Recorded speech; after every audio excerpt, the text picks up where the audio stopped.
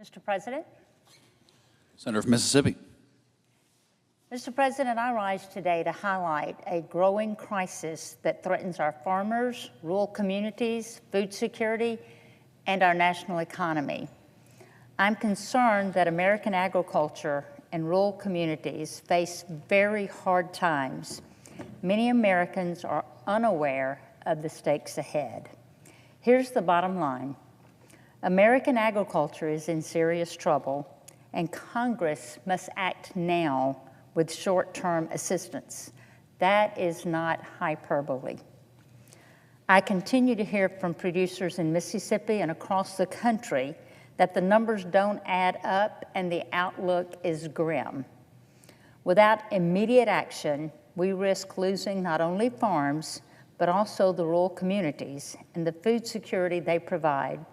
This is no longer a warning, it's an emergency.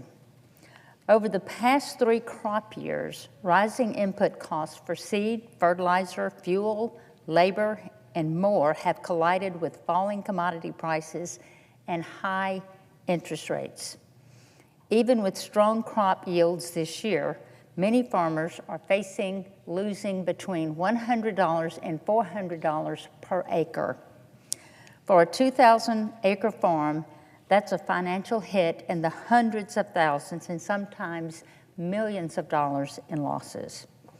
Farm bankruptcies have already surpassed last year's total, and if we do not step in, that trend will accelerate. The ripple effect is real. In small towns across America, family farms are the economic engine. When farms thrive, so do local grocery stores, schools, equipment dealers, banks, and churches. When farms fail, the community fails with them. Jobs disappear, families leave, Main Street goes silent. We've seen this before. In the 1980s, a generation of farmers were nearly wiped out by high interest rates, collapsing markets, and inadequate safety nets. Today's producers are starting to feel those same pressures. Bankers, economists, and lenders are sounding the alarm again. While we may differ on policy, we must agree on the urgent need to act while we still have time to do that. The significant updates we secured in the reconciliation process this summer will strengthen the farm safety net, and I am proud of that progress. But those changes won't take effect until next fall. That's too late for many farmers already on the brink. We need short-term assistance now to help producers survive the coming crop year. Let me be crystal clear. Farmers do not want a handout. They want a fair shot. Food security is national security. We cannot afford to lose a generation of American farmers or become dependent on foreign countries to feed and clothe us. That is a risk that we cannot take. Over the long term, we know American agriculture will be stronger if we secure fair trade deals and build stable markets at home and abroad. Our competitors, China, Argentina, Brazil, and others, are moving aggressively. I believe that if we don't act quickly, we'll lose vital export opportunities and long-term stability for our producers. In this world of global competition, we must revive American-grown cotton to be the center of our supply chains, providing reliable markets for our producers and bolstering industries that depend on cotton. I introduced the Buying American Cotton Act to help us get there by incentivizing U.S. retailers to produce, purchase, and manufacture American cotton here at home.